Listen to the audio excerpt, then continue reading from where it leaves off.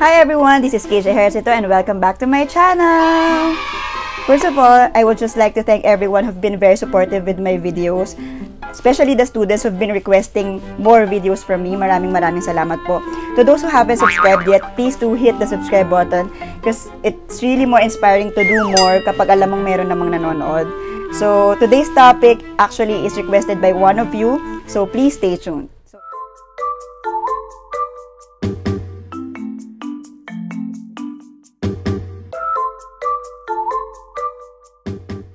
For today's video, I will be sharing with you how to study smart. I will be sharing all the memorization techniques that I've used in law school. Remember, I was just an average student then. I was also a working student, so I didn't have much time to study.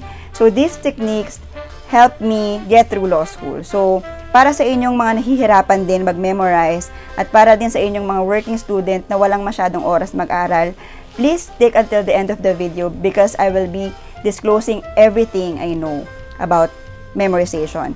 And these techniques helped me not only during law school but even in the bar exam. So, stay tuned. Tip number 1, try to fully understand the provision first because it will be very hard for you to memorize something that you don't really understand. So, how do you do this? You should read your codal hand in hand with your textbook. Kasi minsan, may yung codal provisions are not self-explanatory and merong mga legal definitions yung ibang words doon. So, mas maganda kung binabasa mo siya kasama nung textbook kasi kapag alam mo na yung provision by heart, kahit hindi mo siya memorize, kahit papano, alam mo siyang explain pag natawag ka sa recit. Unlike, kinabisado mo lang siya basta-basta pero hindi mo naman talaga naintindihan.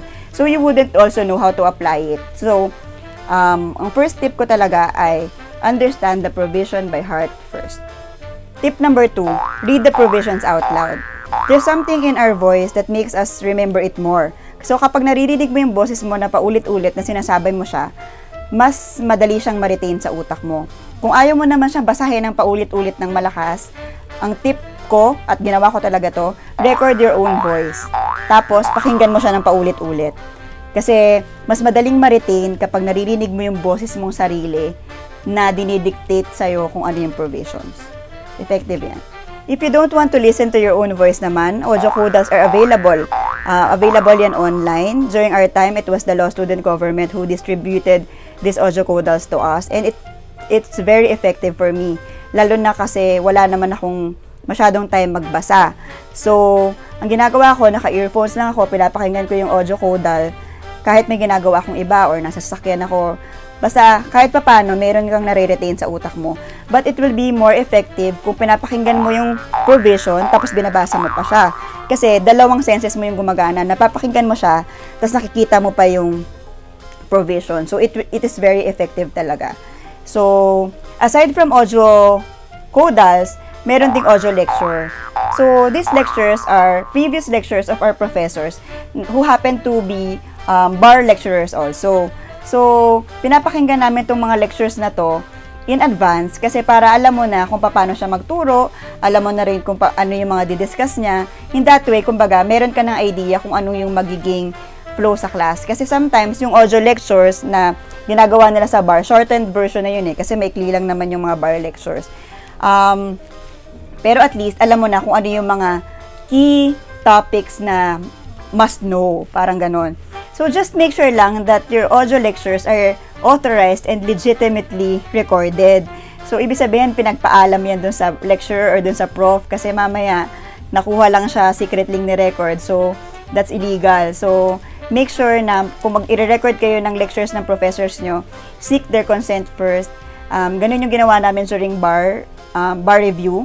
We ask for their permission first if we can record the lecture para even after the session, pwede pa rin namin paulit-ulit pakinggan. So, yun. Audio lectures are very useful and very important. Okay, so kung kanina nag-resort tayo sa sense of hearing, now naman, let's resort to our sense of sight. So, how do we do that? By rewriting the provisions using our own handwriting. Tapos, make sure na pag nire-write mo siya, make it bigger and use 0.5 pen. So, makakapal na pen. Tapos, i-rewrite mo siya sa papel ng paulit-ulit. Hanggat hindi mo natatapos yung provision at hindi mo siya nasusulat ng buo, huwag mong tigilan. Tapos, once you did it na, tignan mo lang yung papel, tapos tsaka mo siya basahin. Tignan mo lang siya ng tignan. Kasi in that way, nagkakaroon ng picture sa utak mo ng actual paper na yon. So, di ba minsan naiisip nyo na meron tayong mga recollection na, alam ko to nabasa ko to nandito yan sa may bandang part ng baba ng book So, parang ganun lang din yon. So, gawa ka ng mental picture nung sinulat mo para mas madali mo siyang ma-recall. Okay, aside from rewriting the provisions or the requisites, try also to formulate your own mnemonic device. So, kasi yung mnemonic device, lalo na kung personal sa inyo yan at kayo yung gumawa mismo, mas madali nyo siyang matatandaan. So, take this as an example. So, ano ba yung mga requisites of an obligation? So, ang mga requisites niyan, di ba? Juridical tie, creditor, debtor, and prestation. So, pag tinignan mo, ano yung mga start ng letter J, juridical tie, debtor, letter D, creditor, letter C, prestation, letter P. So, ano yung pwede mong ma-formulate? So, meron na tayong nabuo, C, D, P, J. So, dahil wala tayong mabuong word doon, ang isang advice ko, parang gumawa kayo ng scenario sa utak nyo. So, halimbawa, meron namang kasing CD, tas meron namang PJ na pangalan. So, pwedeng CD ni PJ, parang ganyan. So, pag naisip mo na agad, obligation, CD ni PJ yan So, CD, PJ. Creditor, debtor, prestation, juridical tie. So, mas madali na siya, di ba? Tapos, mas maganda kung personal yan sa inyo. Kasi, mas madali mo siyang maaalala. So, let's take another example maybe from the family code. So, what are the formal requisites of marriage? So, there are 3. Authority of solemnizing officer, valid marriage license, and marriage ceremony. So, what are the keywords? So, S, solemnizing officer, tapos marriage license and ceremony. So, that's SMC. So, what could be SMC?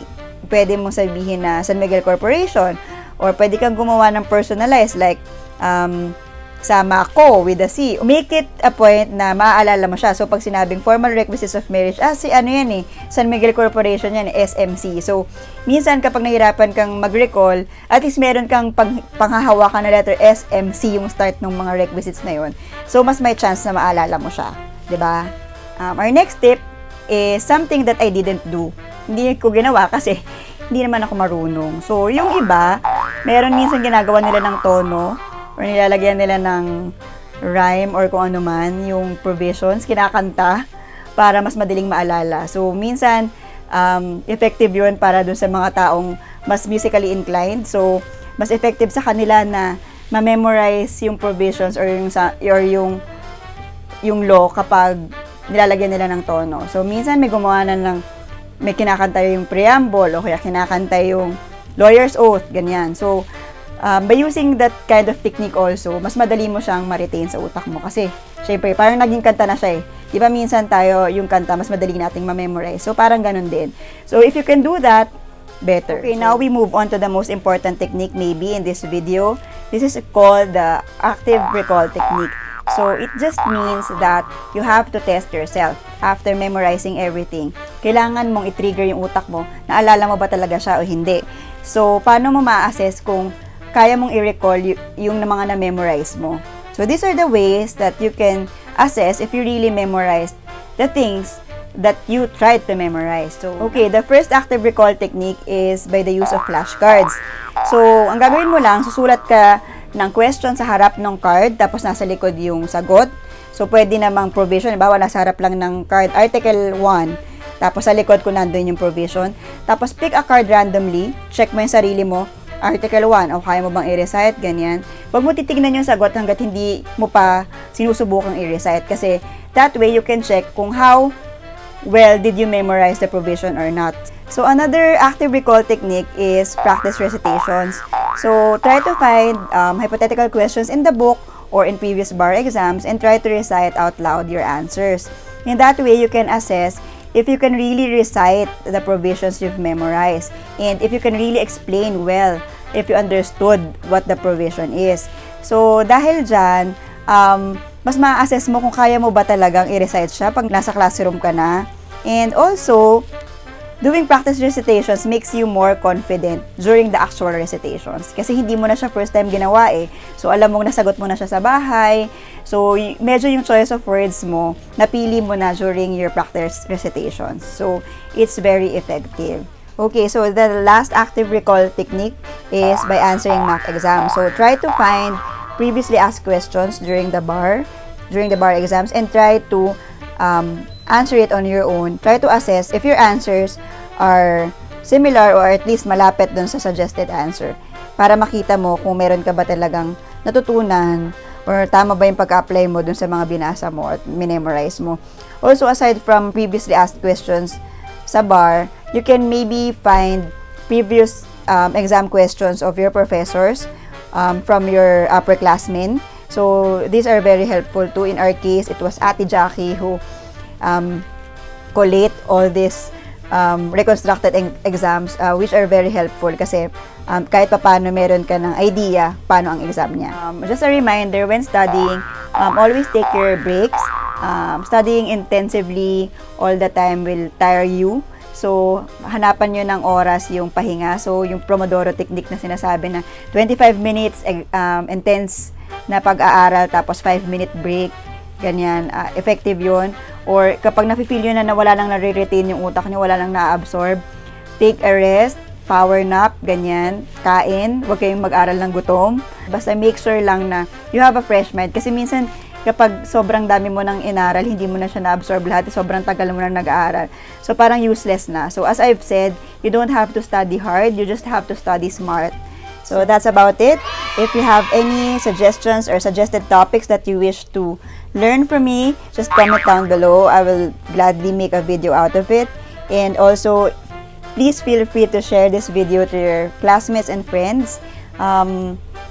Let's earn good karma. Let's not practice crab mentality because at the end of the day, it's not them that you're competing with, but yourself. So, pagdating naman sa bar, ikaw lang yan at yung passing rate. So, huwag tayong mag-crab ban. Let's share the resources, share the information. Kasi lahat naman tayo gustong maging abogado, diba? So, earn good karma. So, yun lang. Thank you very much. This has been Keij Ejercito and happy aral!